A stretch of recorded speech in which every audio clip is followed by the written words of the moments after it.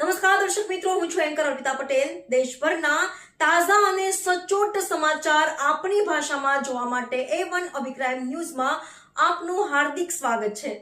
હવે જોઈએ મુખ્ય સમાચાર। Anjar union public service commission UPSC દ્વારા લેવાતી ઇન્ડિયન ફોરેસ્ટ સર્વિસમાં પસંદગી પામેલા અંજારની દીકરી દીપાલીબેન બિંદુભાઈ હળિયાને શુભેચ્છાઓ પાઠવવા અંજારના ધારાસભ્ય ત્રિકમભાઈ છાંગા ખાસ તેમના નિવાસસ્થાને ગયા હતા।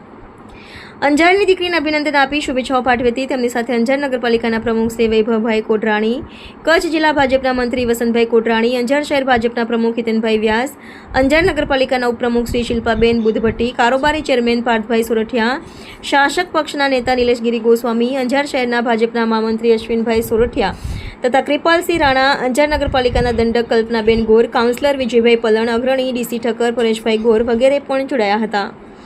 અત્રે ઉલ્લેખનીય છે કે સમગ્ર ભારતમાંથી 143 યુવક યુવતીઓ પસંદગી પામ્યા હતા। તેમાંથી ગુજરાતના 6 પસંદગી થઈ હતી। તેમાંની એક દીપાલી હળિયા પણ છે। તેથી જે ઠેર ઠેરથી અભિનંદન અને શુભેચ્છાઓ મળી રહ્યા